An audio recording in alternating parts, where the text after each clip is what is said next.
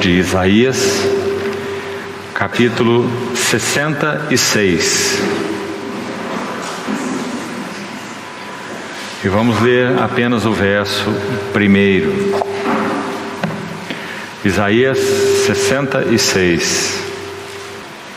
Assim diz o Senhor: o céu é o estrado, é o meu trono, e a terra o estrado dos meus pés. Que casa me edificareis, vós? E qual é o lugar do meu repouso? Vamos colocar um destaque nessa primeira pergunta. Que casa me edificareis, vós? Vamos fazer a leitura de Romanos, capítulo 12, os 10 primeiros versículos.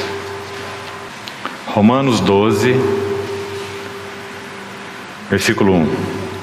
Rogo-vos, pois, irmãos, pelas misericórdias de Deus, que apresenteis os vossos corpos por sacrifício vivo, santo e agradável a Deus, que é o vosso culto racional. E não vos conformeis com este século, mas transformai-vos pela renovação da vossa mente, para que experimenteis qual seja boa, agradável e perfeita vontade de Deus. Porque pela graça que me foi dada, digo a cada um dentre vós que não pense de si mesmo além do que convém. Antes pense com moderação, segundo a medida da fé que Deus repartiu a cada um. Porque assim como num só corpo temos muitos membros, mas nem todos os membros têm a mesma função, assim também nós, conquanto muitos, somos um só corpo em Cristo e membros uns dos outros.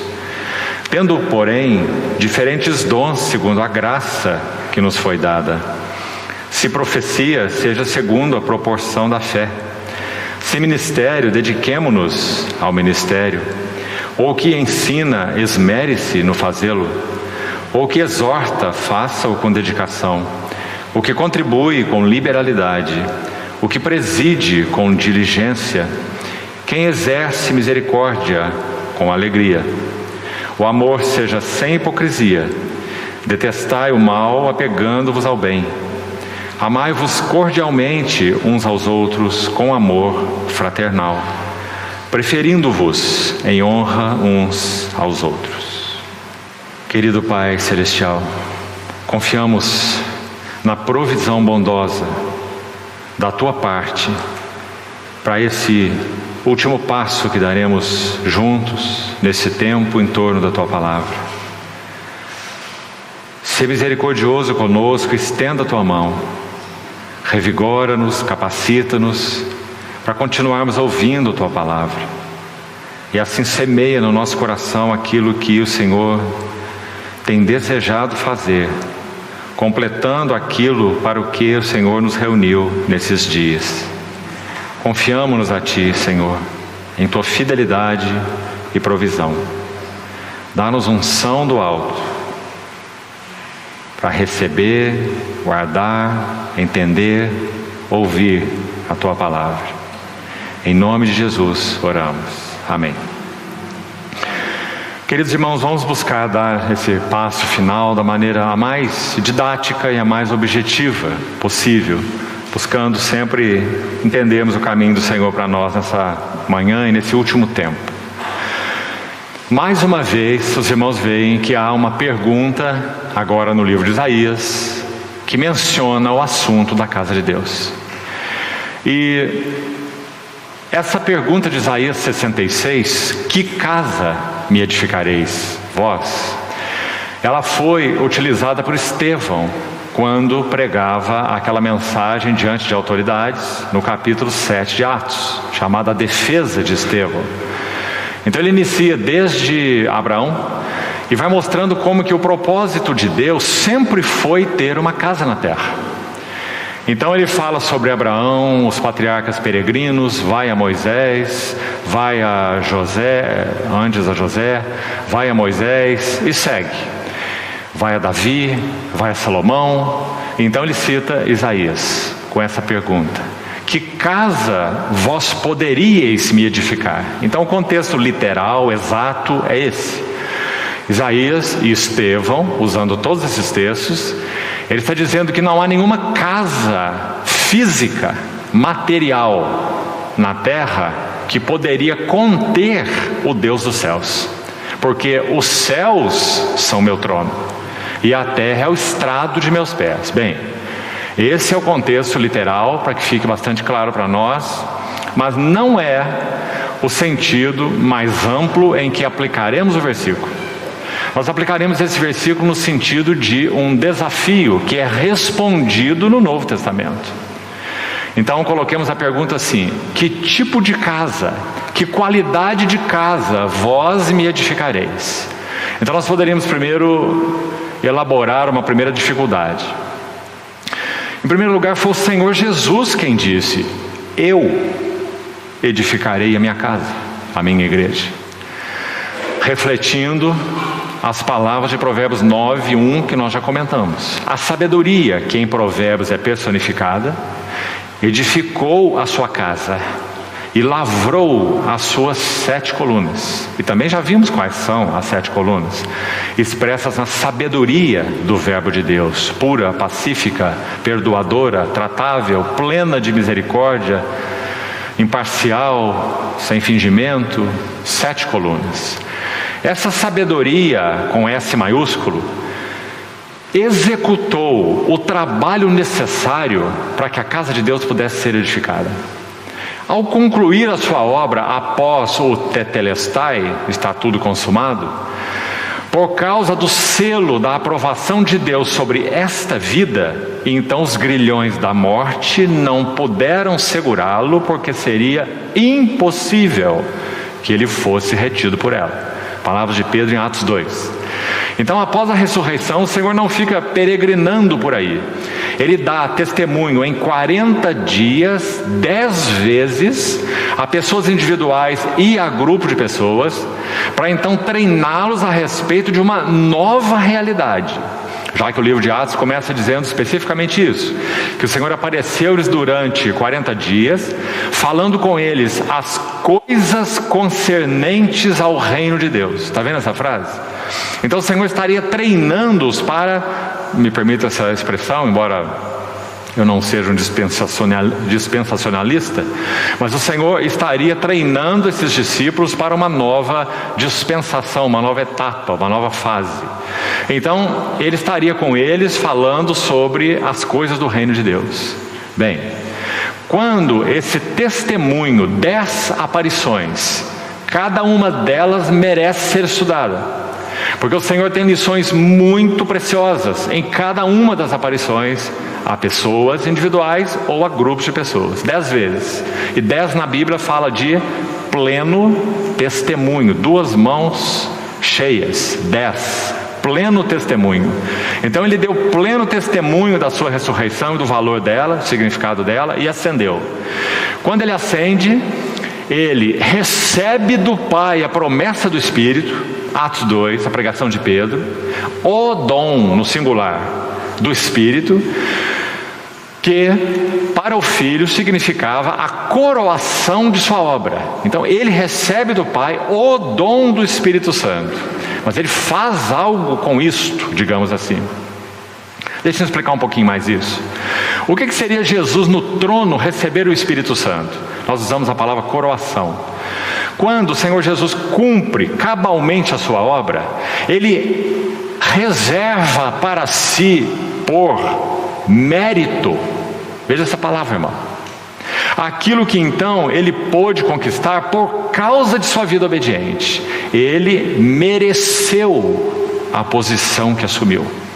Por isso você vai ver o livro de Hebreus 1 usando, dentre os textos que faz isso, outros também, dizendo, por exemplo, que ele herdou um nome acima de todo nome. Ele herdou um nome superior aos anjos. Significa que ele teria que viver uma vida humana, como já temos enfatizado nesses dias, provada, apertada, encurralada, Não é uma vida de brincadeira. Ele não era um homem fantasma, ele não era um super-homem, ele não era diferente de nós nos sentimentos. Ele era um homem com espírito humano, alma humana e corpo humano, e teria que ser assim, para que então Deus pudesse alcançar um homem segundo o seu coração, que fizesse toda a sua vontade, por um lado. Por outro lado, nós pudéssemos ter um verdadeiro representante, que não poderia ser um super-homem, não podia ser um homem que não tivesse a mesma estrutura humana que nós, em todos os sentidos, espírito, alma e corpo, e assim foi o nosso bendito Redentor. Então, quando ele consuma sua obra e ascende ao trono por mérito, então ele recebe do Pai a promessa que permeava as páginas de todo o Velho Testamento. Tudo, digamos, que o povo da aliança de Deus iria herdar de Deus, escute bem, era dependente do derramamento do Espírito Santo. Sem o Espírito Santo vir morar em homens na terra, tudo aquilo que Deus pretendia, sempre pretendeu executar no homem, nunca seria possível. Então nós estamos dando uns passozinhos mais, e vamos colocá-lo assim com toda a reverência, mas essa é uma maravilhosa verdade bíblica. Então escute com atenção, para você não deturpar as coisas. Apenas com a morte de Cristo e sua ressurreição, por mais cabal, completa que ela fosse, os propósitos de Deus ainda não estariam consumados. Nós precisaríamos de uma dupla bênção, como já foi colocado no período da manhã, tipificados pelo sangue e óleo. O sangue derramado cumpre o propósito eterno de Deus no que concerne à redenção. O Espírito derramado cumpre o propósito de Deus no que concerne à santificação. Ou seja, no sentido de aplicar, santificação no sentido maior do termo, no sentido de aplicar tudo o que o Redentor conquistou na cruz por ele e obra particular dele, o Espírito Santo aplicaria a todos os seus santos. Então o propósito de Deus seria realizado nos santos. Agora conseguimos entender melhor frases que talvez poderiam nos chocar sem essas considerações prévias. Por exemplo, se nosso Senhor Jesus diz eu, e ele chama para si toda a responsabilidade, eu edificaria a minha igreja. Olhando só essa frase, nós podemos dizer assim: eu não preciso de mais ninguém, eu sou suficiente e eu edificaria a minha igreja. Correto. Agora vamos para outra frase. Paulo diz assim aos Coríntios: de Deus nós somos cooperadores. Como nós vamos fazer com essas duas frases? É Ele ou nós? É Ele conosco. É Ele mesmo, porque sem mim nada podeis fazer. O mesmo Paulo, 2 Coríntios 3, não que nós, olha o equilíbrio das verdades divinas, como também temos falado. 2 Coríntios 3, 5, não que nós, por nós mesmos, sejamos capazes de fazer alguma coisa, como se partisse de nós. A origem está em nós, Paulo diz não. Mas a nossa suficiência vem de Deus, que nos habilitou. Olha que palavras maravilhosas. Deus, eu edificarei minha igreja, mas Ele nos habilitou para sermos ministros de uma nova aliança, não da letra, mas do Espírito. Agora está tudo claro. Sim, Ele fez tudo o que era necessário para a edificação da sua igreja, obra que ninguém poderia fazer. Mas Ele não edificará a sua igreja sozinho. Essas mesmas pedras vivas que Ele chamou para compor em seu edifício, são pedras por um lado e são obreiros por outra. São pedras vivas por um lado no que concerne ao edifício, e são operários por outro lado, no que concerne à edificação do mesmo edifício. São pedras operárias, pedras que trabalham. Isso não é maravilhoso, irmãos? Cada um de nós é uma pedra operária na edificação do edifício de Deus. Então, quando Isaías faz essa pergunta, que casa me edificareis vós? Está vendo quem edifica? Há um tempo atrás, junto a um outro encontro com irmãos, nós compartilhamos sobre o livro de Ageu. E Ageu contém uma palavra aos edificadores da casa de Deus. Aqueles que colocaram a mão na obra nos tempos de Esdras e Neemias, né? E cooperaram na edificação da casa de Deus, de muitas formas. Os edificadores da casa de Deus. Então, o edificador edifica através de edificadores. Por isso, amado irmão e irmã, é indispensável que o Espírito Santo possa realizar sua obra em nós, para que nós possamos ser adequados para o serviço da casa de Deus. Porque quem de nós seria adequado? Com o que vamos tentar edificá-la? Oratória? O que mais? Inteligência? Métodos? Carisma? Quem sabe? Nós só podemos cooperar na edificação da casa de Deus com os instrumentos de Deus. Agora, colocar instrumentos hábeis para a edificação nas mãos de um menino não servirão para nada. Se você der uma colher de pedreiro para um menino, ele vai brincar de fazer montinho de terra no jardim, não é? Mas se você der para um adulto, ele sabe para o que serve. Ele vai trabalhar bem com ela. Se você der uma espada para um menino, você tem que ficar do lado dele, para ele não se degolar e degolar os outros, não é? Mas se você der uma espada para um adulto, ele vai usar muito bem. Então nós precisamos que o caráter de Jesus esteja sendo formado em nós, para que então esses dons, vamos chamá-los assim, ou esse equipamento espiritual possa ser adequado ou possa ser utilizado baseado em um caráter adequado. Então, irmãos, na Bíblia, digamos assim, na jornada cristã, nos propósitos de Deus, caráter sempre vem antes de carisma. O caráter é base do carisma. Carisma sem caráter é destrutivo. E será que não é isso que nós vemos? Mais uma inversão fatal que nós fazemos, que nos interessa aqui no assunto da edificação da casa de Deus. Poder tem que ser exercido, aliás, só pode ser exercido de modo genuíno na base de santidade. Então, santidade vem antes de poder. Se um poder, de alguma maneira, for exercido sem um caráter santo, esse poder também é destrutivo. Então, santidade é o fundamento do poder. E uma terceira conexão que pode ser invertida de modo letal na nossa jornada com o Senhor.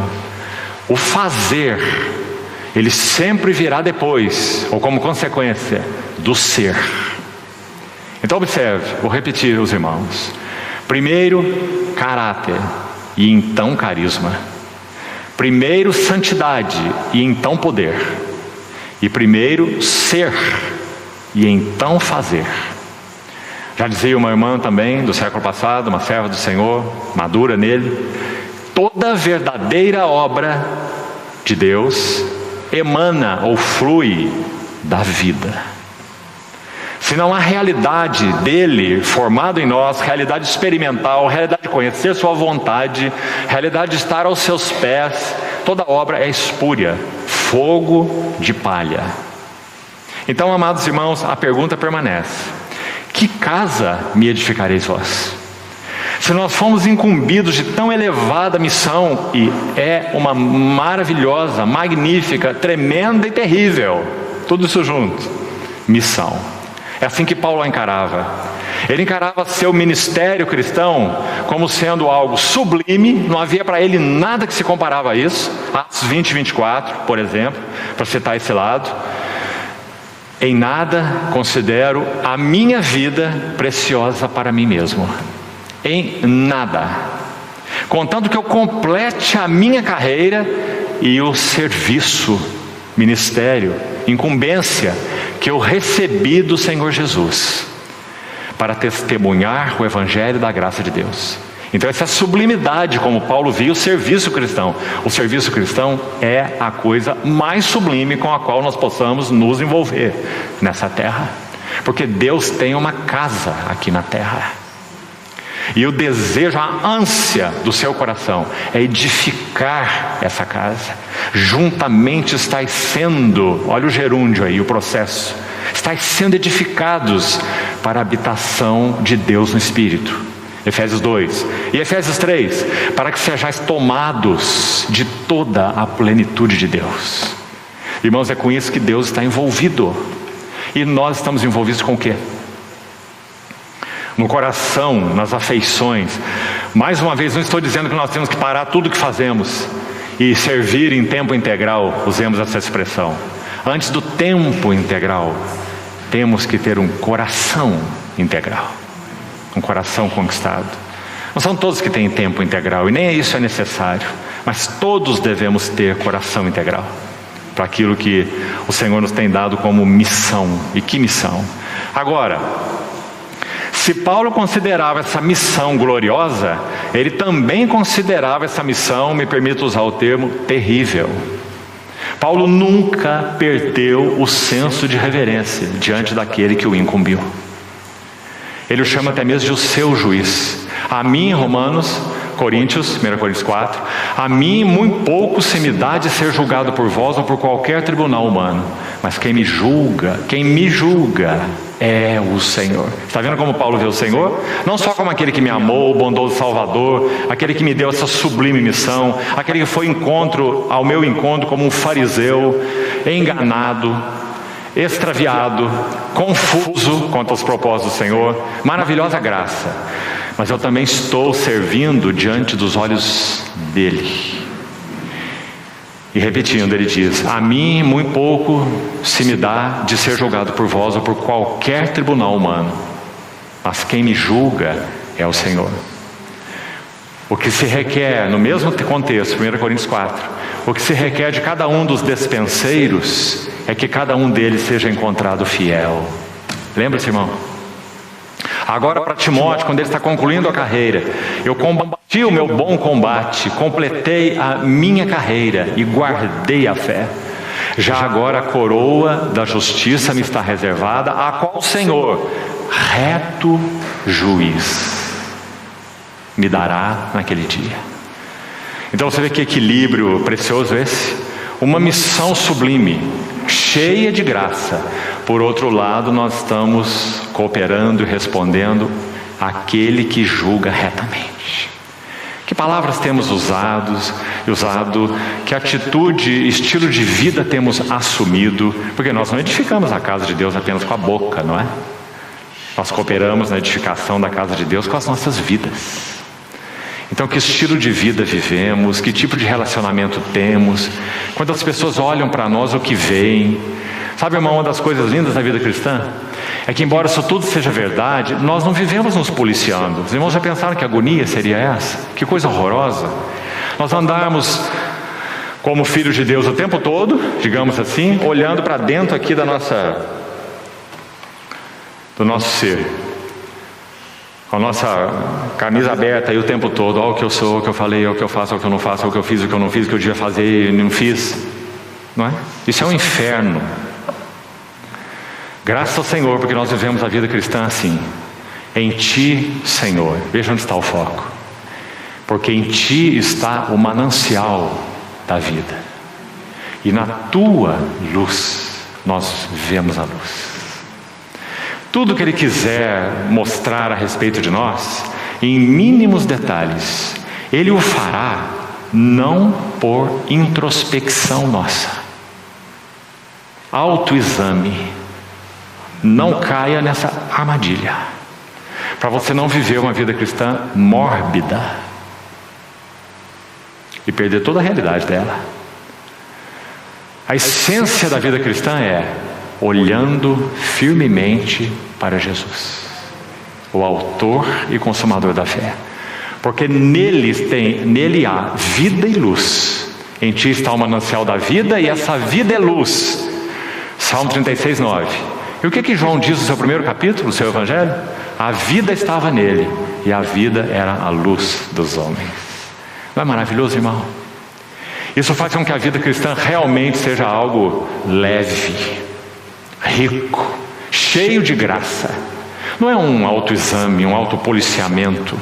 É um olhar para Ele. E Ele é agudo. Seus olhos são como chama de fogo. E seu coração é um coração terno de amor. As duas coisas juntas. Então aquele que nos ama tem olhos como chama de fogo. Então em cada situação, esses olhos estarão sobre nós. De uma maneira tão doce. Dizendo, observe, note aquela palavra, aquele comportamento. Algumas vezes a palavra é correta, o espírito é errado. E o Espírito Santo nos convence também do espírito errado. Você até falou a coisa certa, foi bíblica. Realmente é isso que seu filho, sua esposa, seu irmão precisava ouvir, mas seu espírito não estava correto. Você foi duro demais. Ou você foi mole demais.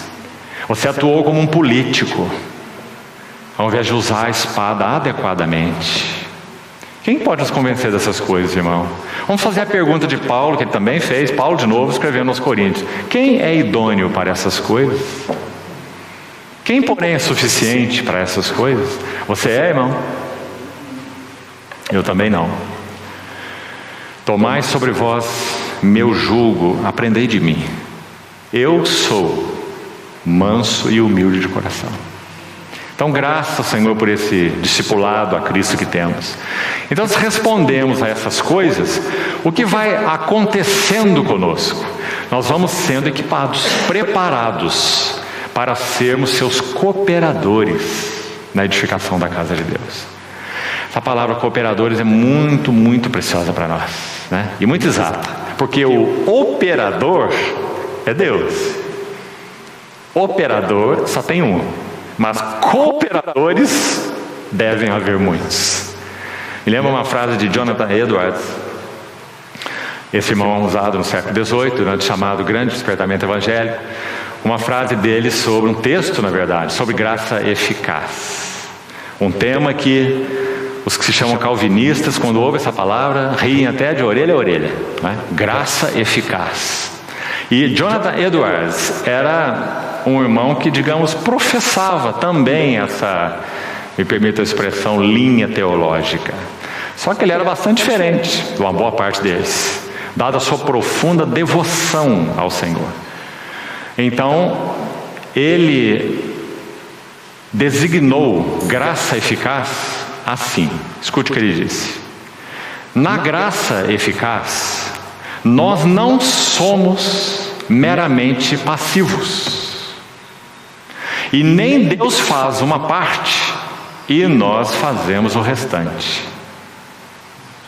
Mas Deus faz tudo e nós fazemos tudo. Porque é isso mesmo que Ele produz as nossas obras. Deus é a única verdadeira fonte, origem de toda ação e intenção. Deus é a única verdadeira fonte e o único verdadeiro autor. Mas nós somos verdadeiros agentes. Não somos bonecos, marionetes, manipulados pela soberania de Deus. Somos verdadeiros agentes. Ele conclui seu pequeno texto assim: somos então, em diferentes aspectos, totalmente passivos e totalmente ativos. Aí você diz, olha, ele não falou nada, ele foi totalmente ambíguo, paradoxal. Não, ele falou tudo, irmão. Em que sentido nós somos totalmente passivos? No sentido de que só Deus é a única verdadeira fonte e o único verdadeiro autor. Se Ele não iniciar algo, ninguém inicia. Não de modo que responda aos seus interesses. Ele tem que iniciar, ele tem que ser o primeiro, ele tem que ser o protagonista, ele tem que vir a nós, ele tem que falar, ele tem que nos despertar. Se ele não fizer, nós nunca seremos despertados, nós nunca iremos a ele, nós nunca vamos ouvi-lo. Não é? Então Deus é a única verdadeira fonte, o único verdadeiro autor. Nesse sentido nós somos totalmente passivos. Mas quando Deus fala, o que Ele aguarda? Hoje, se ouvires a sua voz, não endureçais os vossos corações. Então Eduardo vai dizer, nós somos verdadeiros agentes. Porque o mesmo Paulo que disse assim: Deus é quem opera em vós o querer e o realizar. Ah, se o versículo parasse aí, né? Para alegria de muitos, os braços seriam cruzados e eu não tenho nada para fazer. Ele opera até o querer. Então, se eu não quero, o problema é dele. Ele não está operando em mim o querer. Para eu querer, tem que operar. Certo, irmão? É ele que inicia toda a ação. Concordamos. Ele deve e faz. Ele desperta em nós o querer. Mas, ao despertar o querer, de uma maneira misteriosa mesmo, assim como há tanta coisa misteriosa na palavra, a Trindade, a encarnação, os mistérios de Deus, que nós não conseguimos decifrá-los, não é? Colocar nosso Senhor e seus assuntos numa mesa de cirurgia e dissecar, não temos capacidade disso. Então esse processo é misterioso, mas nem por isso ele deixa de ser profundamente verdadeiro, porque você vai vê-lo ensinado pela Bíblia toda, que Deus age e o homem é responsável por essa ação de Deus, ou pela reação. Como ele vai responder? Pedro prega o Evangelho. Ele age pela ação do Espírito Santo e prega o Evangelho. O que acontece? 3.000 almas se rendem ao Senhor. Não foi? Alguns capítulos à frente, no livro de Atos, Estevão prega o mesmo Evangelho, no mesmo Espírito, capacitado pelo mesmo Senhor. Qual foi o resultado? Eles o apedrejaram. E Estevão teve que dizer: homens de dura cerviz. A pergunta é: de quem é a responsabilidade? De Deus ou deles? É daqueles que ouviram a palavra. Graças ao Senhor que é assim, amado irmão. Porque seja nós cristãos ou seja os não cristãos, nós de uma maneira e os não cristãos de outra maneira, aliás bastante diferente, mas todos nós compareceremos diante do juiz de vivos e de mortos. Nós diante do tribunal de Cristo, os ímpios diante do grande trono branco, e cada um será julgado segundo as suas obras, no caso deles em particular, não é? Porque o homem é responsável. Então, vamos entrar na pergunta e compartilharmos um pouco do texto de Romanos até onde pudermos. Que casa me edificareis vós? Então, gostaria de sugerir para os irmãos uma divisão de Romanos 12, que é muito natural. É só você ler o texto e você vai ver que ele se divide dessa maneira. Primeiro, os versos 1 a 5, eles falam de uma devoção integral e coletiva.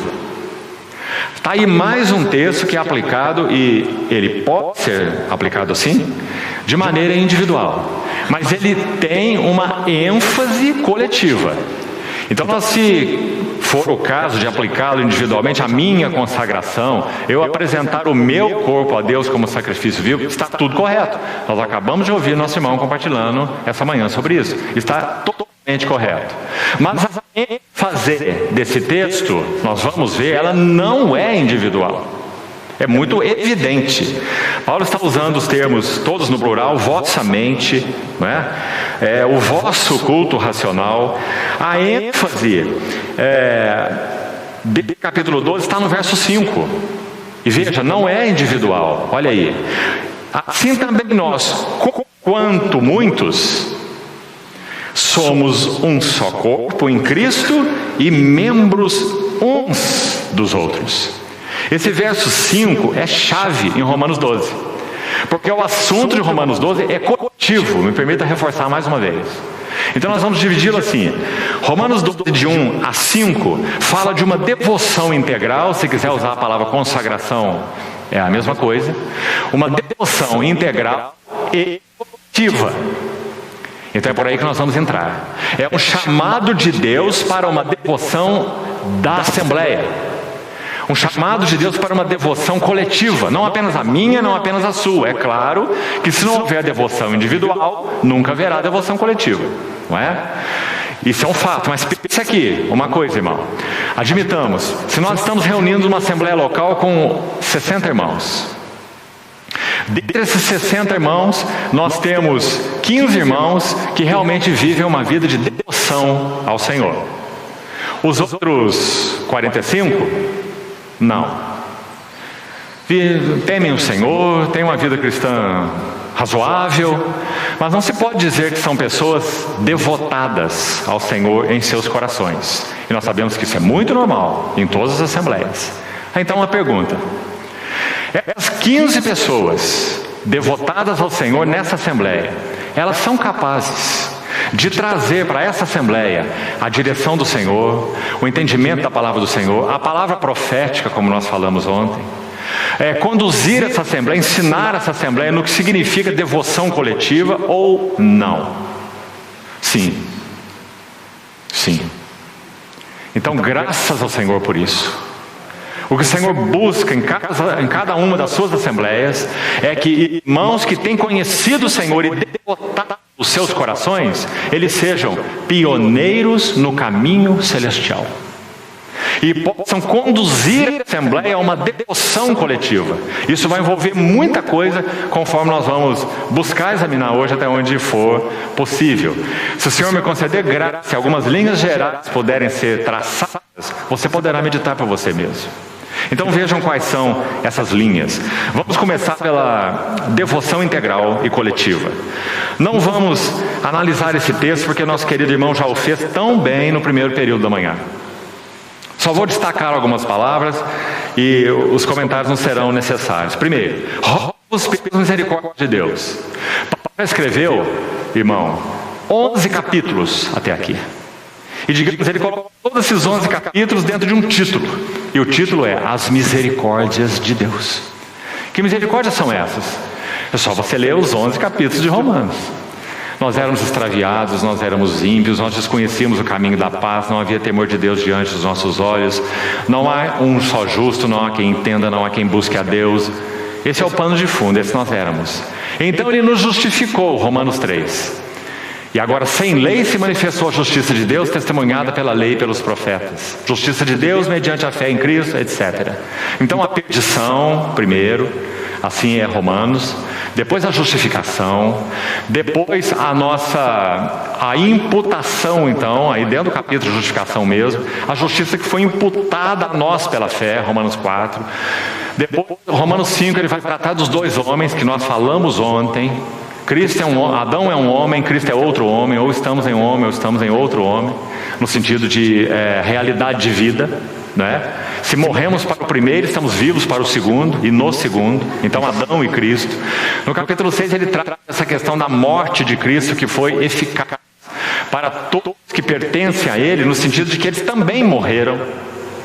Mortos para o mundo, vivos para Deus. A questão de Levítico, que foi compartilhada hoje pela manhã, Levítico 8. Porque o sangue falava dos dois aspectos. É morte em que sentido? É morte no sentido de morte para o mundo. E é vivo em que sentido? Vivo para Deus. Nossos ouvidos só ouviam as coisas do mundo, né? Era uma ligação imediata. Agora os nossos ouvidos estão mortos para os apelos do mundo, mas estão vivos para Deus.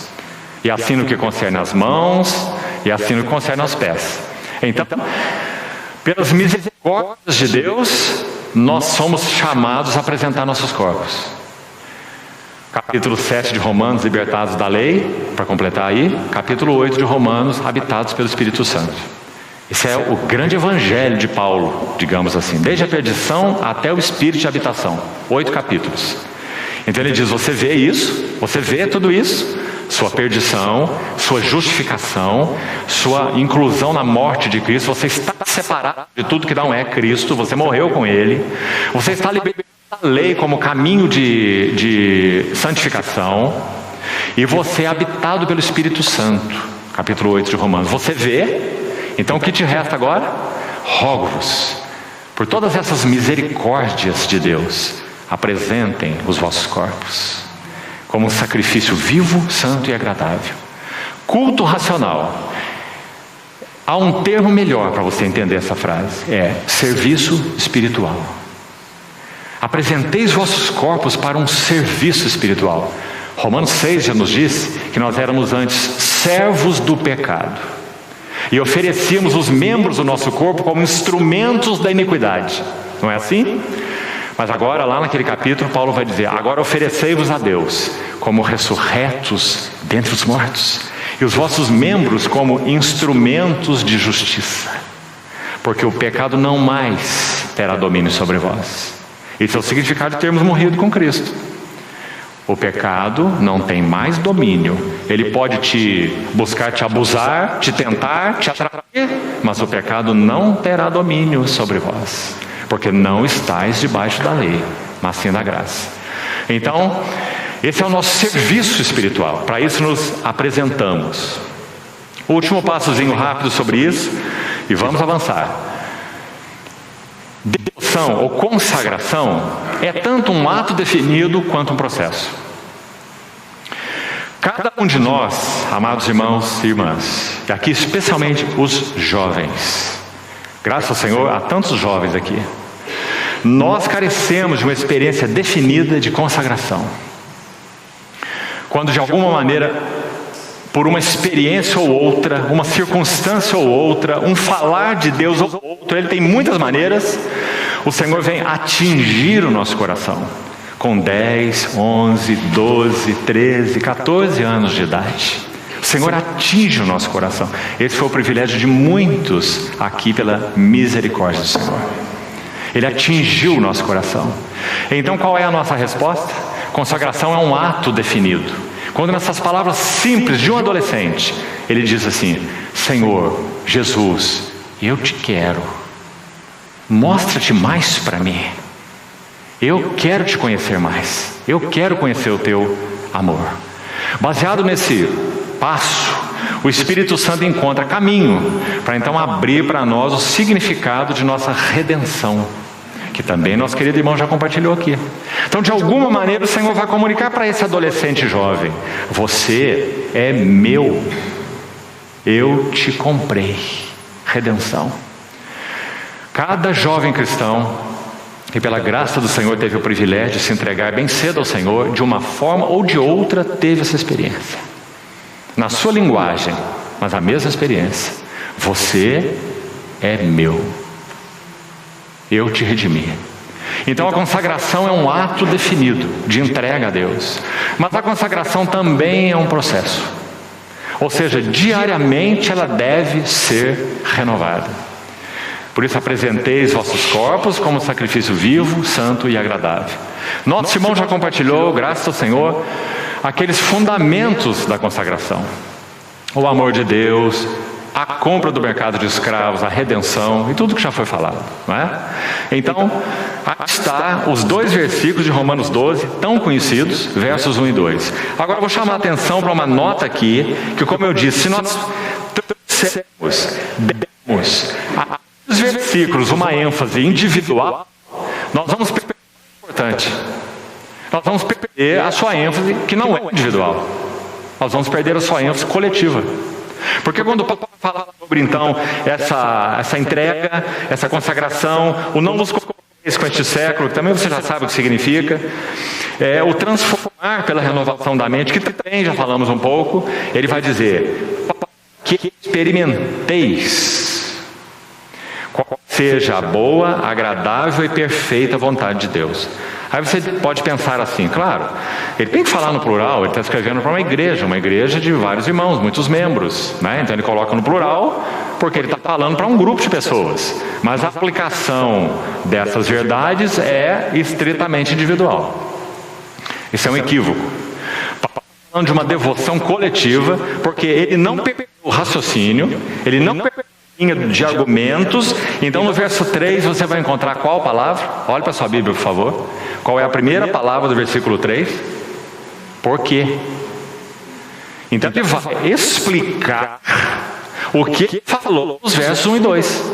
Então ele vai explicar o que é, particularmente, experimentar qual seja a boa, agradável e perfeita vontade de Deus. Cada um de nós deve experimentar isso como indivíduos cristãos. Vamos de novo repetir isso, para que não fique nenhum problema. Mas o chamado desse texto é um chamado para uma assembleia experimentar a boa, agradável e perfeita vontade de Deus. Como? Vamos lá. Por graça que me foi dada, digo a cada um de vós que não pense de si mesmo além do que convém. Antes pense com moderação, segundo a medida da fé que Deus repartiu a cada um. Você está sabendo que é totalmente coletivo? Você percebeu, irmão? Deixa eu colocar dessa forma. Paulo está dizendo que para experimentarmos como assembleia, já que a ênfase é coletiva, qual é a boa, agradável, perfeita vontade de Deus para nós, Assembleia do Senhor? Ele já deu um primeiro passo. Nós devemos aprender, na vida da Assembleia, a não pensar de nós além do que convém. Você viu como a ênfase é coletiva? Está entendendo? Nós experimentaremos a boa, agradável e perfeita vontade de Deus por um caminho como Assembleia. Primeiro passo, vamos seguir Paulo. Ninguém pense de si mesmo mais do que convém. Aí você diz, irmão, eu estou longe disso. Pode reparar, quando eu venho nas reuniões, eu sento no último banco. Eu entro quieto e saio calado. Eu não penso nada de mim além do que convém. Eu não sou nada, eu não sirvo para nada. Isso tem um nome, segundo a Bíblia: falsa humildade. Porque se nós formos falar que está mesmo no nosso coração, não seriam essas palavras.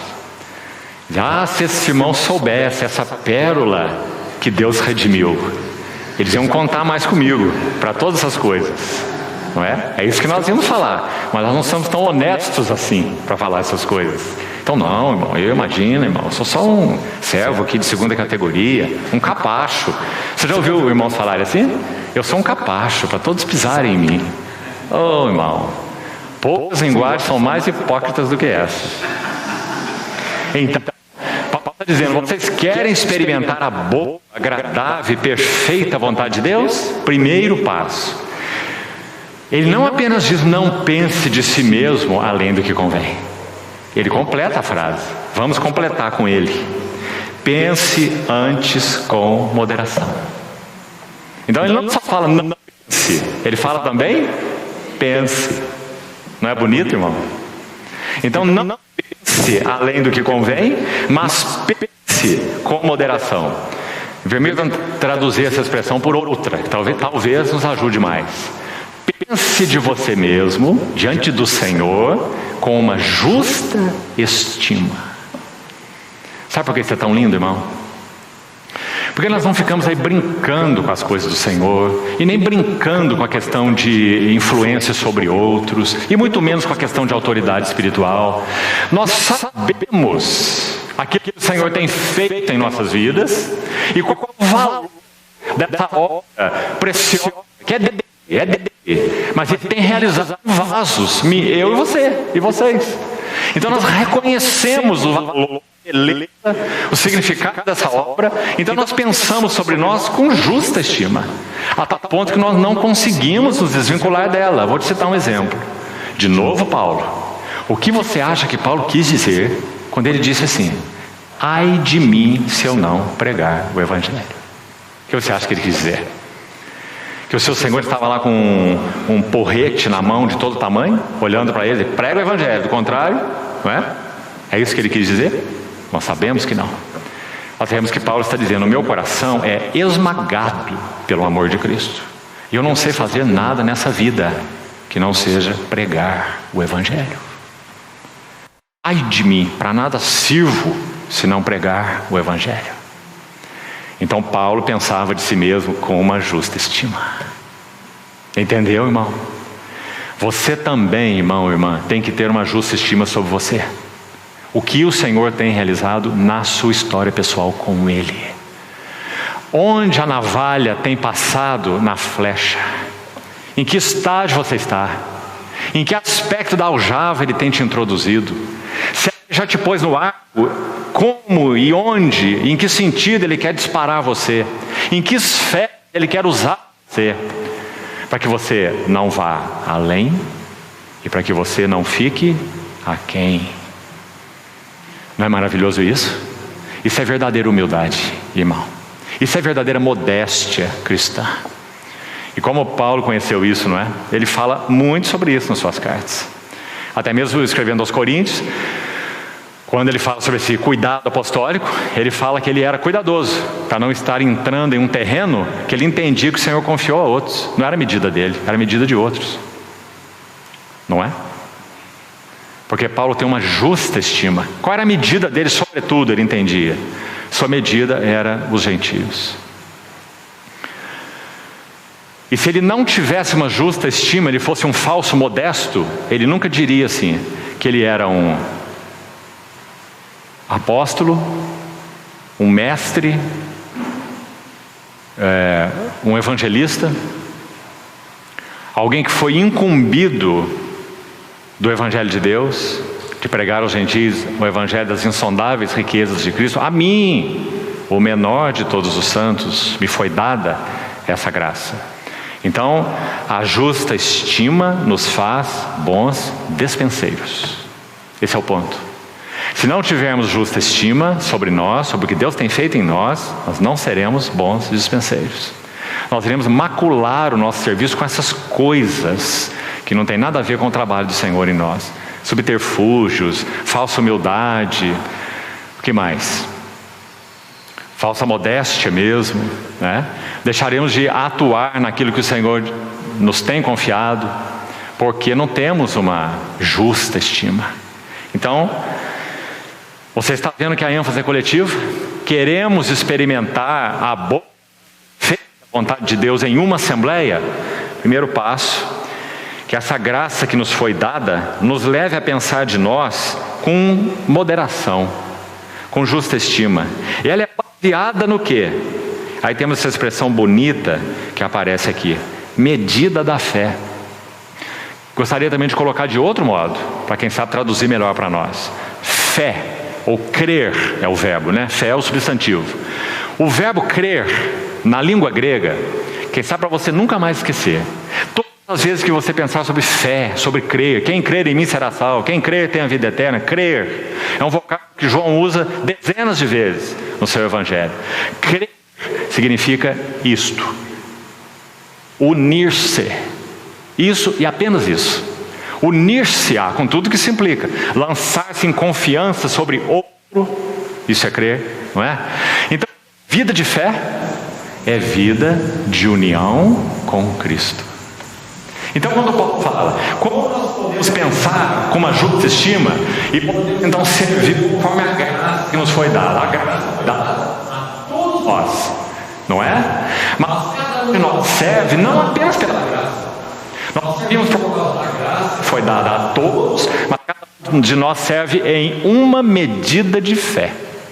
Ou seja, qual é a medida da vida de união com Cristo que cada um de nós tem? A nossa vida de união com Cristo tem avançado? Se tem avançado, nós conheceremos melhor os seus pés, o seu encabeçamento, o seu coração, os seus pensamentos, os seus sentimentos. E quantas coisas então ficarão de lado, que são tão normais, entre aspas, na vida da igreja, não é? E mencionamos algumas ontem. Apenas vivermos e convivermos por simpatias, ou não convivermos por antipatias, ou então tratarmos os outros de maneira muito mais psicológica do que espiritual, e muita coisa ruim, que não nos leva como corpo a nada, não é?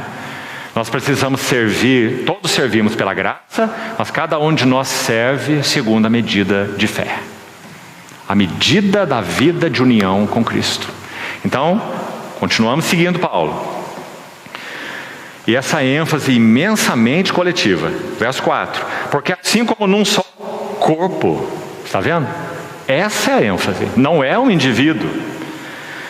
Embora você pode fazer as aplicações individuais. Você vê que no verso 3 você não pode nem fazer a aplicação individual. Ele está falando de um serviço coletivo dos santos, né? Porque assim como o corpo tem muitos membros, mas nem todos os membros têm a mesma função. De novo, ele está falando de um grupo, um corpo, uma assembleia, e mostrando que essa assembleia, experimentar a boa, a perfeita vontade de Deus, eles devem distinguir as suas funções. Está vendo?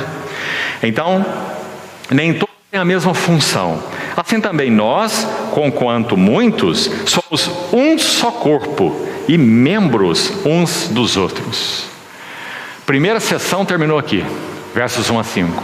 Estamos chamando essa sessão de devoção integral e coletiva. Assim demos o nome. Agora, versos 6 a 8, vá olhando para a sua Bíblia. Temos uma segunda sessão. E vamos chamar essa sessão de serviço fiel. serviço fiel. Primeira coisa importante aqui. Nós temos nesse texto, queridos irmãos, 7 classificações gerais de serviço. Não é uma lista de dons espirituais. Nesse sentido, não é igual a Coríntios 12. Nesse sentido, se parece muito mais com 1 Pedro 4. Se alguém serve, façam na força que Deus supre. Se alguém fala, fale de acordo com os oráculos de Deus. Ou seja, é uma lista de serviços gerais e não de dons especiais, como é 1 Coríntios 12. Então, nessa sessão de 6 a 8, Paulo menciona 7. É muito interessante esse número 7, não é? Mais uma vez está aparecendo aí. 7 classificações gerais de ministério. Porque de alguma maneira, com a sabedoria do Espírito Santo, Paulo conseguiu, você vai ver, ele conseguiu abranger nessa menção as 7 maiores funções, os 7 maiores serviços no corpo de Cristo. Todos eles, os irmãos vão ver. Ele colocou em 7 cores.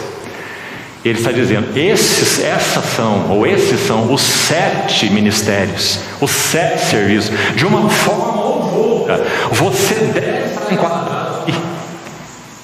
Todos nós, como membros do corpo de Cristo. Então vamos lá. O primeiro.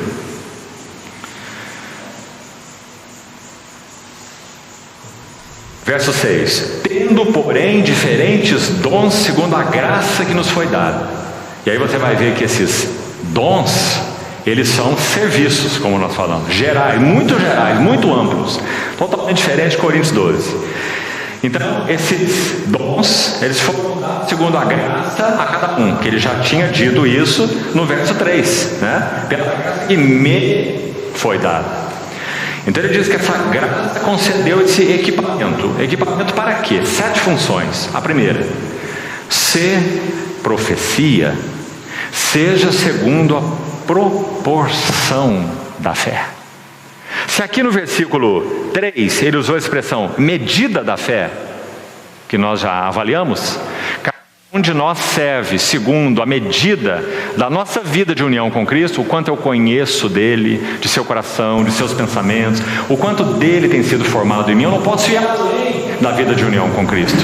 E sabe, agora aplicando para a questão da profecia aí, sai profetizando na assembleia coisas de que nem eu mesmo sei do que estou falando, e coisas em certas medidas eu nem mesmo tenho experiência, não é? É um profeta para o ouvido dos outros. E se há, irmão, uma ovelha que sobretudo precisa ouvir a nossa profecia, é essa que está mais próxima da nossa boca. Então por isso é dito, se profecia, seja segundo a proporção da fé. E aqui nós vamos ter a mesma ideia de novo. E vamos ficar com a palavra proporção. E vamos perguntar, qual é a proporção da vida de Cristo em nós? Proporção vai de 0% a 100%, né? Qual é a proporção em que estamos? Nós devemos profetizar segundo a proporção da vida de união com Cristo. Todos que tentam profetizar além da proporção causam problemas e encontram problemas para si próprios, porque vão além da medida designada por Deus. Porque a medida é a medida da realidade interior, do conhecimento de Cristo, da mente de Cristo, da vida com Cristo, da devoção a Cristo, dos caminhos de Cristo, da palavra de Cristo, dos propósitos de Cristo. Por isso nem todos são profetas. Todos podem profetizar, Coríntios 14, não é? Mas no mesmo Coríntios 14 diz, em se tratando de profetas, falem 2 ou 3. Não há diferença entre profetizar geral e um ministério profético? Claro que há, não é? E qual é a diferença? A diferença é a proporção da fé, por um lado, e por outro lado, a designação de Deus. Se ele designasse todos os profetas, onde estariam os mestres, onde estariam os evangelistas, onde estariam todas as outras funções, os pastores, não é? Graças a Deus, irmão, pela beleza, pelo equilíbrio do corpo de Cristo. Então está aí, profecia. Agora, para poder ficar segundo a proporção da fé, eu gostaria de sugerir para a sua meditação alguma coisa aqui, relacionada à questão do profetizar. Primeiro, número 1, profetizar segundo a proporção da fé é profetizar não governado por sentimentos. Oh, meus irmãos, nós não estamos tratando aqui de teorias, não. Eu também já fui um jovem ministro no Senhor. E eu sei o que isso significa. Você profetizar palavras destinadas a alguém, especificamente na Assembleia. Profecias endereçadas. E a palavra de Deus condena tal tipo de coisa. Então, não profetizar por sentimentos. Não profetizar por influência de afeições naturais. Mais uma coisa. Quem sabe aquele irmão que você mais se relaciona com ele, conhece as dificuldades dele, então quando você vai profetizar, você profetiza para ele. Para que ele seja divertido. Não deveria fazer assim. Você deveria ter com ele. E falar com ele sobre os assuntos que na sua perspectiva são graves e que ele possa estar tropeçando. E que podem ser um laço para a vida dele. Mas não profecias endereçadas. Então não profetizar por sentimentos. É muito instrutivo para nós. Não profetizar por impulsos. O Senhor me falou, estou tendo aqui um entendimento, uma revelação. Cuidado. É certo que Coríntios 14 diz: se vier revelação que está sentado, cale-se o primeiro. Mas está se referindo a profetas. Não está se referindo à profecia em geral, a falar da palavra em geral, que nós temos uns para os outros. Uma palavra que nos realmente veio a nós, trouxe carga para nós, e por isso falamos, senão vamos ficar quietos, não é? Mas se falamos é porque temos algo da carga. Todos podereis profetizar, um após o outro, para todos aprenderem, todos serem consolados. Isso é Coríntios 14. Mas em se tratando de profetas, falem 2 ou 3, e os outros julguem. E se vier revelação ao que está sentado, cale-se o primeiro. Porque não está tratando da profecia em geral. São esses irmãos mais amadurecidos no Senhor, claramente compreendendo a sua carga ética em Deus, e então um complementa o outro. Não há nenhum profeta solitário, não há nenhum iluminado, não é? Único. Falem 2 ou 3, e os outros ainda julguem. Então aquele que está falando, veio de alguma forma uma revelação ao que está sentado. Se ele é um profeta, então ele tem a liberdade. Tem a liberdade de complementar esse primeiro, de acrescentar algo, de exortar o que o primeiro falou. Não é uma beleza isso, irmãos? Não é uma maravilha? Nós estamos muito acostumados a reuniões, por exemplo, desse tipo. Ela tem o seu valor, até a sua beleza mesmo, o seu lugar e importância, inclusive. Mas olha que interessante o ensino de Coríntios 14. Olha essa liberdade ordenada do Espírito, que não tem nada a ver com anarquia. Aliás, Coríntios 14 termina como? Tudo, porém, seja feito com decência e ordem. Não é lindo o capítulo? Então, um irmão complementando outro irmão. Um irmão exortando sobre o que o outro irmão falou. Um irmão aplicando a palavra que o outro ensinou. Um ensina, o outro aplica. Não é? Que coisa linda isso numa assembleia. Então, está aí. Mais um exemplo ainda desse assunto de profetizar segundo a proporção da fé. Não profetizar por zelos naturais. Zelos naturais. E por último, ainda aí, não profetizar baseado no simples conhecimento das Escrituras. Porque há um depósito de você conhece a Bíblia, você é dedicado, você leu, conhece bastante coisa, então em todas as reuniões, particularmente essas de mutualidade, não é? Então você tem necessariamente que abrir sua boca e dar a sua contribuição, exalando o teu conhecimento bíblico. Será que isso também não acontece nas nossas assembleias? Não há irmãos que têm muita dificuldade disso? Você percebe que a intenção deles é exalar conhecimento bíblico? Porque eles vão para lá, eles vão para cá, eles vão para frente, eles vão para trás, eles citam Êxodo, eles citam Isaías, eles citam mais o quê? E as coisas, na maioria das vezes, não tem nem conexão. Irmãos, estamos pisando em terrenos tão práticos. Gostaria de exortar em mais um aspecto aqui. Os irmãos mais velhos e sábios numa assembleia não deveriam permitir essas coisas. Porque o reunir dos santos é uma santa convocação. Nós estamos aqui para perder tempo no nosso dia a dia mesmo, da vida da assembleia. Nós não temos tempo a perder, nenhum dia. Certa vez um irmão compartilhando a palavra, estávamos juntos no encontro, um irmão ancião que hoje já está com o Senhor. E a sua esposa adoeceu gravemente. Um descontrole intestinal severo, idosa, e trouxe muita ansiedade para o coração desse irmão. Ele passou uma noite quase em claro com ela, na internação, num posto de atendimento, e ele iria ministrar a palavra no outro dia, de manhã, um ancião. Então disseram para ele: irmão, você não quer descansar nessa manhã? Você quase não dormiu. No dia seguinte, você segue. Ele respondeu algo que nunca mais saiu dos ouvidos daqueles que ouviram. Esse irmão disse assim: irmãos, eu não posso perder nem um cartucho. Eu preciso ministrar nessa manhã. Que diferença isso, irmãos, daqueles que falam só porque conhecem as Escrituras, não é? Então, não profetizar destilando conhecimento das Escrituras, porque não é isso que a igreja precisa. Nós precisamos conhecer as Escrituras, isso é conhecimento, mas nós precisamos de sabedoria. Sabedoria é a aplicação do conhecimento. O conhecimento por si só pode ser totalmente estéril se não houver sabedoria. Por isso, quem necessita de sabedoria, peça a Deus, que a todos dá liberalmente, e nada lhe será impedido. Então, esses elementos sobre profetizar. A segunda esfera de serviço, ministério.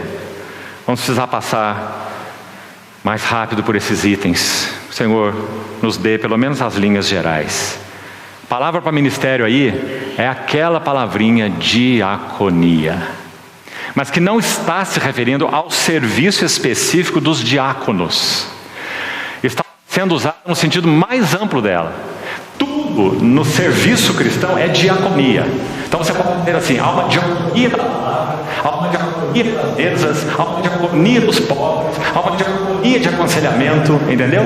Porque diaconia é uma palavra muito ampla, não é apenas o serviço de diáconos. Então, quando Paulo usa a palavra ser diaconia, dediquemos à diaconia.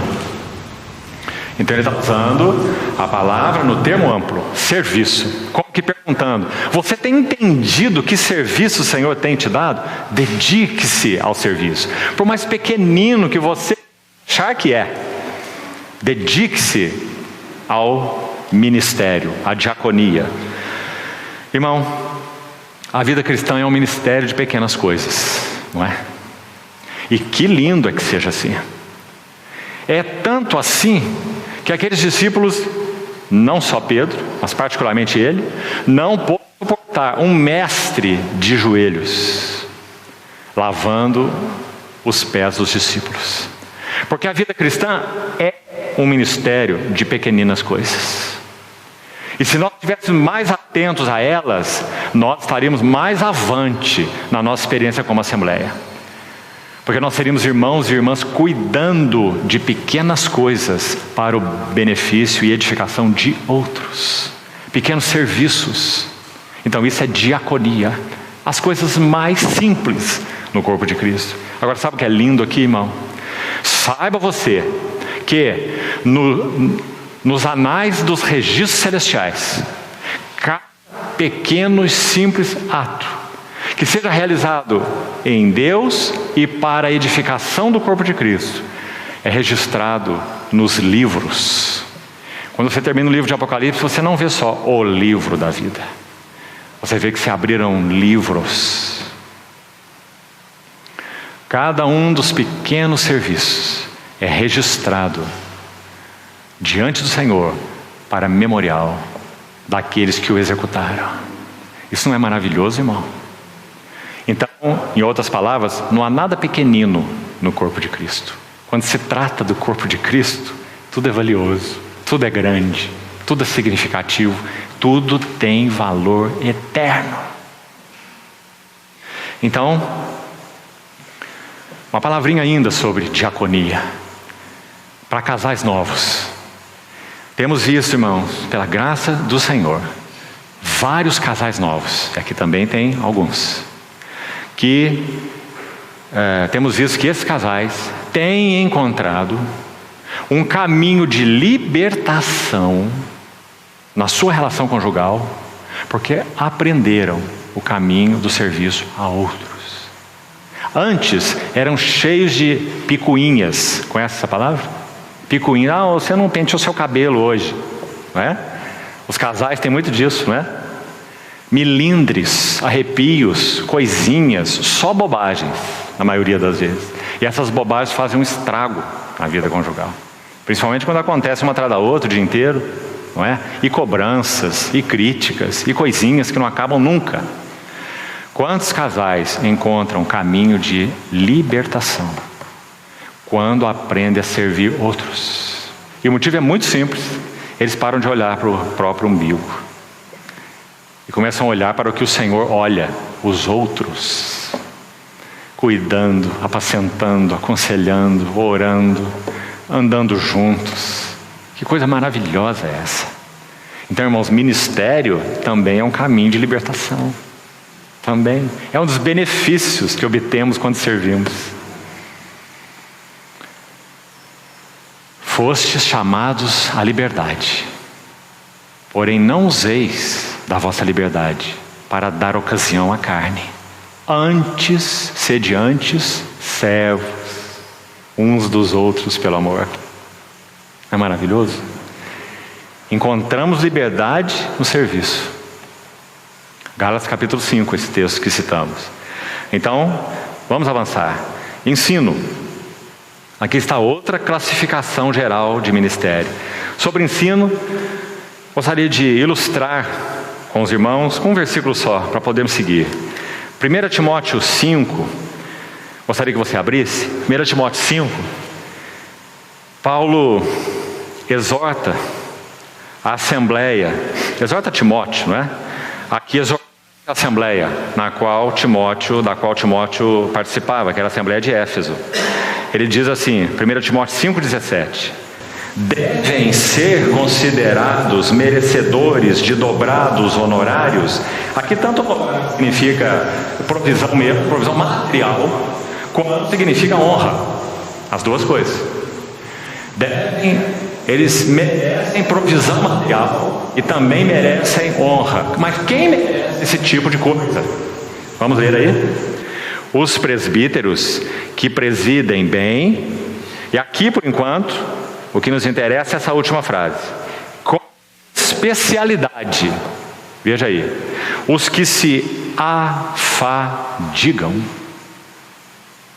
na palavra e no ensino. Foi isso que Paulo disse aos romanos: o que ensina, esmere-se no fazê-lo. E a figura do esmeril aí é bem interessante, né? Porque quando ele escreve aos Coríntios, de novo, segundo aos Coríntios 12, se não me engano é o verso 15. Ele, naquele contexto, ele diz assim para os Coríntios: se eu mais vos amo, eu serei menos amado. Era o que estava acontecendo. Tragicamente, aquela assembleia que foi estabelecida por Paulo está questionando a sua autoridade e realidade apostólica. E ele vai dizer: vocês podem ter muitos preceptores em Cristo, mas não poderiam ter muitos pais. Pai espiritual de vocês sou eu. Eu vos gerei em Cristo Jesus. São palavras dele para os coríntios, não é? Mas olha, esse é um lado. Olha a delicadeza desse pai. Se eu mais amo vocês, eu serei menos amado? Eu mais me gastarei e ainda me deixarei gastar em prol das vossas almas. Então, irmão, ele é tão coerente na vida dele com o que ele ensinou. Porque ele diz: aquele que ensina, esmere-se no fazê-lo. Você não vai seguir nesse serviço por causa do rosto dos outros. O que eles estão achando, o que não estão achando, não é? Por temor humano, por opinião pública. Afinal de contas, de quem você tem recebido carga. Se é dele, se tem sido confirmada na Assembleia por outros, para que você esteja seguro, então sirva com fidelidade. Se afadigue na palavra e no ensino. Próxima classificação, número 4, já estamos. Exortação. Aí mesmo, você já abriu aí? Olha Timóteo, 1 Timóteo 4:13. Veja. É uma carta então pessoal, pastoral de Paulo para Timóteo, que era um irmão que auxiliava no cuidado da Assembleia de Éfeso, nós sabemos, né? Então Paulo diz assim: até a minha chegada. 1 Timóteo 4:13. Até a minha chegada, aplica-te. Aqui, irmão, tem 3 palavras tão significativas, digamos assim, que ela resume um caminhar sadio de uma assembleia. Primeiro, leitura. E essa leitura aqui se refere especificamente a ler as escrituras publicamente. Os irmãos tinham esse tipo de reunião, que talvez, né, não estou de forma nenhuma sendo dogmático aqui, mas talvez possa nos faltar nas nossas assembleias. Eram reuniões para se conhecer, para se conhecer isso, para se conhecer o Velho Testamento, as cartas católicas.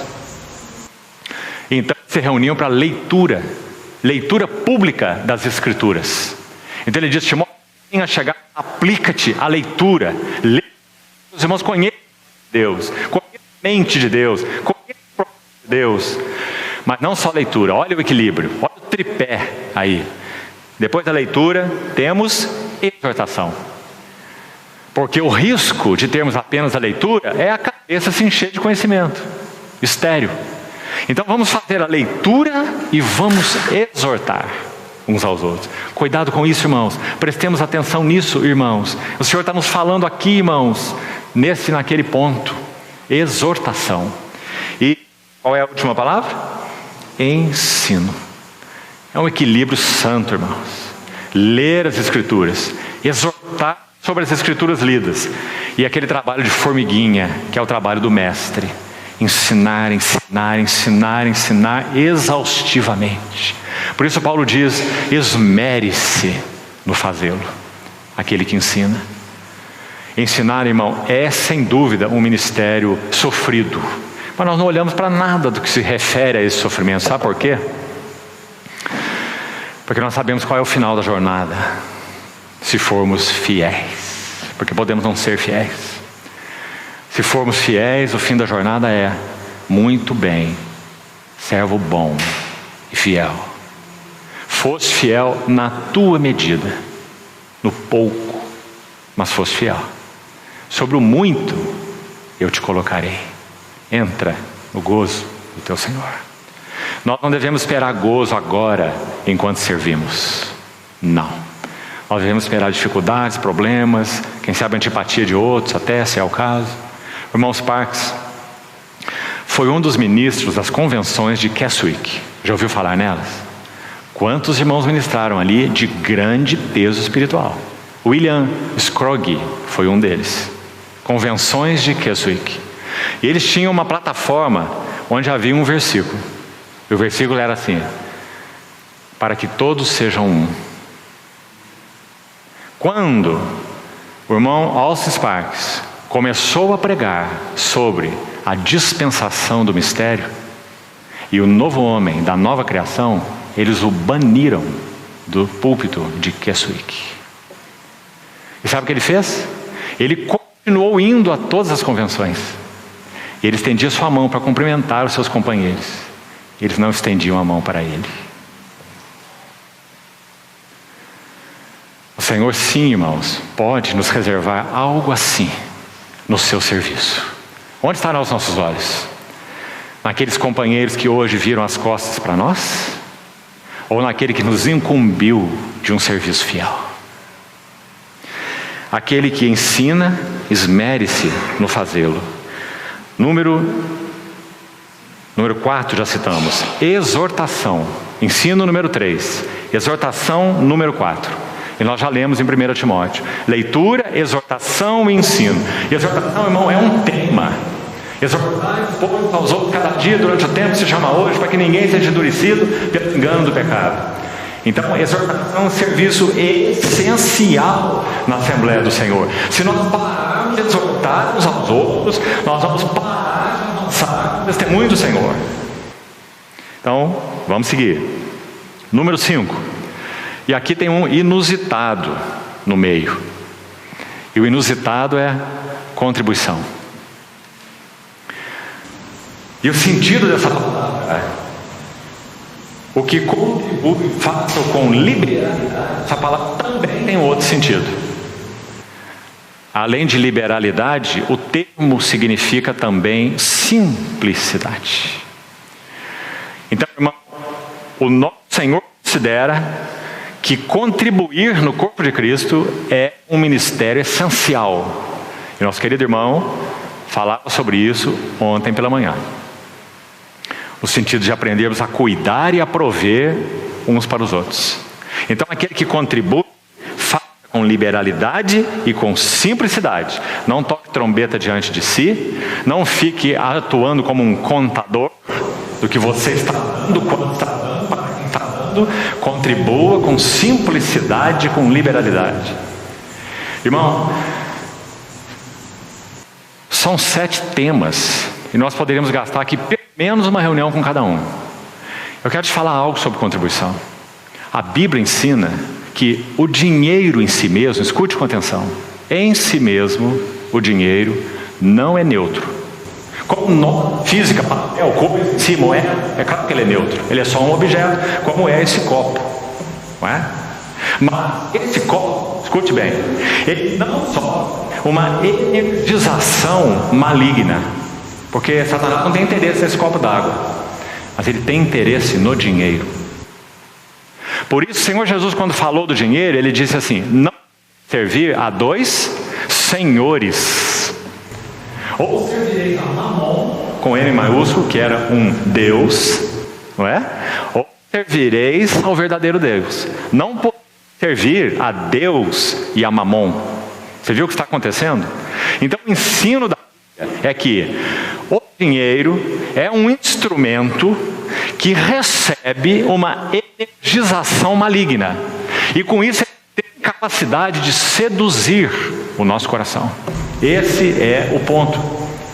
E a palavra devoção está lá em Mateus 6, de onde eu extraí esse versículo. Ele diz assim, que se o nosso coração estiver dividido entre Deus e as riquezas, ou nós devotaremos a um, não é? Devoção, irmão, devoção. Ou devotaremos a um e desprezaremos o outro, ou então nós serviremos a um e desconsideraremos o outro. A palavra devoção. Da mesma maneira que podemos ser devotos a Deus, nós podemos ser devotos de Mamon. Ou será que nós estamos forçando o texto? O que você acha? Leia, irmão. 2 deuses, o Deus verdadeiro e Mamon. 2 devoções, devoção a Deus, devoção a Mamon. Então o dinheiro deixou de ser algo neutro. Em si mesmo ele é neutro, mas ele deixa de ser neutro por causa da atenção que o inimigo dá ao dinheiro. Então usei essa palavra, é a melhor que eu encontro. Ele energiza o dinheiro. Eu estou falando aqui de questões espirituais, de tal forma que o dinheiro tem a capacidade de atrair, de seduzir, a contar aquelas notas de dinheiro, a encher o cofre de dinheiro, a sentir o cheiro do dinheiro, não é? Ele tem uma capacidade que outras coisas não têm. Então, o que contribui, faça com liberalidade. Mas o assunto do dinheiro não terminou, não. Nosso Senhor, quando conta aquela parábola em Lucas, ele diz que nós deveríamos aprender do mamon da iniquidade fazer amigos. Você se lembra da parábola do Senhor? Para que quando estes nos faltarem, nós sejamos recebidos nos tabernáculos eternos. Sabe o que o Senhor está ensinando? Que se nós formos sábios e soubermos redimir o dinheiro dessa energização maligna, ele pode e deve ser usado para os assuntos do reino de Deus. E o resultado será O mamon da iniquidade foi redimido e nós seremos recebidos pelos amigos, segundo a parábola, a linguagem da parábola, nos tabernáculos eternos. Não foi isso que aconteceu com o povo de Israel? O ouro, prata e bronze que eles levaram para o deserto era de quem, irmãos? Era do Egito. Estava lá no ambiente dos deuses egípcios. E qual foi a ordem de Deus quando o povo saiu de lá? Que eles despojassem os egípcios. Para quê? Para que esses metais fossem usados para a edificação do tabernáculo de Deus com os homens. Não é uma maravilha, irmão? Que privilégio nós temos. Que aprendamos a ser bons mordomos. Do pouco, do muito, não importa. Daquilo que o Senhor nos tem confiado. Não é a quantidade, é a mordomia que faz a diferença. O próximo, número 6, presidir. Aquele que preside com diligência. Penúltimo item. O que é presidir? É a tarefa dos presbíteros. Então nós vemos lá 1 Timóteo 5,17 já. Merecedores de dobrados honorários são os presbíteros, anciãos, que presidem. Porque essa é a tarefa dele, governo deles, governo de uma assembleia local. Então são presbíteros que presidem bem. E aí, como já vimos, ele vai dizer com especialidade se esses presbíteros se dedicarem, afadigarem na palavra e no ensino. Então presidir é uma tarefa de governo, tarefa dos anciãos, dos irmãos que pela vida do Senhor e pelo caráter do Senhor formado neles, não por designação, não por eleição, não, mas reconhecidos na Assembleia como irmãos de certa estatura espiritual, porque é claro que numa Assembleia nova é uma certa estatura, nenhum de nós numa Assembleia nova é maduro no Senhor, não é? Então a questão envolvida não é maturidade, é se aqueles 2 ou 3 irmãos, eles têm uma visão mais clara, eles têm um caráter mais maduro do Senhor formado neles, então eles são colunas do testemunho do Senhor naquela Assembleia. E eles devem presidir naquela Assembleia, porque a Assembleia não é anarquia, a Assembleia não é democracia, a Assembleia não é uma casa de João ninguém. Então, para muitos irmãos, infelizmente, que infelicidade é essa? Essa palavra presbíteros entra atravessado no ouvido. Não tem nada disso, presbíteros, todos somos um, não é? E extrapolações inadequadas, danosas ao corpo de Cristo, porque o Senhor estabeleceu o que Ele estabeleceu. Uma casa precisa de pais, uns são pais, outros são filhos, não é? Casa sem pais é uma confusão, é uma anarquia. As assembleias locais precisam de pais que cuidam, amam, exortam, admoestam, choram, servem, lutam, sofrem. Do contrário, ela não vai a lugar algum. Quando Pedro usa essa figura do presidir, agora ele não é o jovem vigoroso, cheio de si, vou com o Senhor até a morte, etc. Agora ele é um ancião. Então ele escreve assim em 1 Pedro capítulo 5. 1 Pedro 5, 1. Rogo aos presbíteros que há entre vós. Eu, presbítero também como eles. Pastoreai o rebanho de Deus. Não por sórdida ganância, mas de boa vontade. Não como dominadores do rebanho, dos que vos foram confiados, mas espontaneamente, como Deus quer. Logo que o Supremo Pastor se manifestar, aí está o que nós acabamos de falar. Está vendo onde está a recompensa? Não é aqui não, irmãos, é lá. Logo que o Supremo Pastor se manifestar, vós recebereis uma imarcessível coroa de glória. E ele conclui assim, verso 5 agora, 1 Pedro 5, 5. Rogo igualmente aos jovens, sede submissos aos que são mais velhos. Outro sim, ou ademais, no trato de uns com os outros, cingi-vos todos de humildade. Porque o Senhor resiste aos soberbos, mas aos humildes concede a sua graça. Agora o que eu gostaria de explicar aqui, amado irmão, é a palavra que Pedro usou. Aí, 1 Pedro 5, 5. A palavra para cingir. Cingi-vos todos de humildade. Ela só ocorre esta vez em todo o Novo Testamento. Então ela tem um uso muito exclusivo. e lindo. Pedro está se referindo a um servo, um escravo, que toma o seu avental para fazer os trabalhos domésticos. Ele então amarra o avental na sua cintura. E pelo simples fato de ele estar usando o avental, nós sabemos, esse não é o patrão, esse é o servo. Então Pedro vai dizer, no trato uns com os outros, todos vistam aventais de escravos. É isso que ele está nos ensinando. Porque se algum de nós estiver sem esse avental, será um grande problema. Os primeiros a vestir esses aventais são os irmãos mais velhos. Então, isso é presidir. O que preside, faça com diligência. E por último,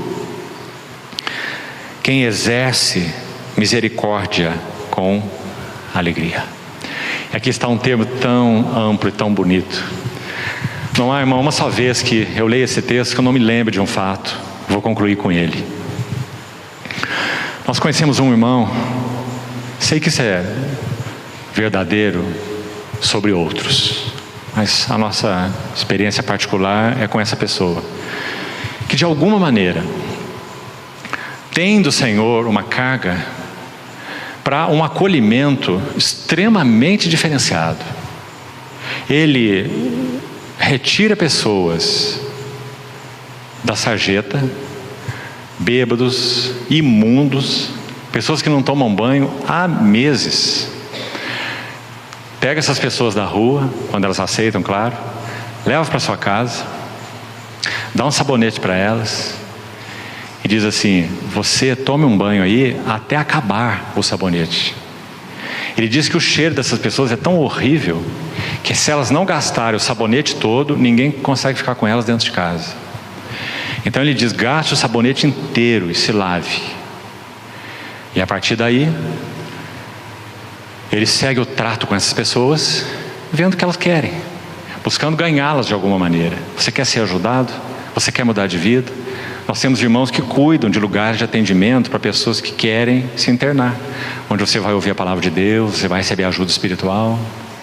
Agora, irmão, tomar uma pessoa assim, levar para dentro do seu banheiro e dar um sabonete para ele fazer isso, é uma dádiva do Senhor. Quem exerce misericórdia, o que esse irmão está fazendo? Exercendo misericórdia. Quem exerce misericórdia, faça-o com alegria. O meu banheiro, né? Quem exerce misericórdia com alegria. Então, amados irmãos, essa é a devoção coletiva da Assembleia. Nós somos chamados para assim experimentarmos a boa, agradável e perfeita vontade de Deus. Como é lindo, não é, irmãos? E como todos nós estamos aquém nas nossas vidas como Assembleia, todos nós. Mas que bom é vermos isso, por outro lado, porque nós podemos ir diante do Senhor e dizer: Senhor, nos ajuda. Nossas atitudes têm sido tão limitadas para com os nossos irmãos, de cuidado, de serviço, de atenção, de pastoreamento. Que o Senhor nos estimule, irmãos, a avançarmos. Nós não tivemos tempo para o resto do capítulo. Sabe do que ele trata? Relacionamentos. Por isso ele começa no verso 9: o amor seja sem hipocrisia, sem máscaras. Detestai o mal, apegando-vos ao bem. Amai-vos cordialmente, ou de coração, uns aos outros, preferindo-vos em honra uns aos outros. Então, se alguém vem me honrar, eu me escondo. Eu digo: honra ali, esse aqui é muito melhor que eu. Honra o outro ali. Preferindo-vos em honra uns aos outros. E aí ele vai até o 21, final desse capítulo. Então, devoção integral e coletiva, primeiros 5 versos. Serviço fiel, versos 6 a 8. E relacionamentos para a glória de Deus. É uma sessão também muito linda. Quem sabe numa outra ocasião podemos examinar isso. Vamos orar ao Senhor e concluímos aqui. Senhor, nós encomendamos a Ti as Tuas palavras, Te pedimos misericórdia sobre nós, sobre as assembleias das quais participamos. Suplicamos ao Senhor que conceda a nós mais luz, mais realidade, mais constrangimento, e que possamos aprender de Ti, que és manso e humilde de coração. Ensina-nos, Senhor, esse caminho do discipulado pessoal, mas também nos ensina o caminho da devoção coletiva. Queremos ser para Ti assembleias que satisfazem Teu coração. Ajuda-nos também quanto às nossas funções e serviços. Que cada um de nós pense de si mesmo como convém, com justa estima. E cada um de nós Te sirva com fidelidade, segundo a medida da fé que o Senhor tem repartido a cada um de nós. E que assim louvado seja o Teu bendito nome. Oramos no nome do Senhor Jesus. Amém.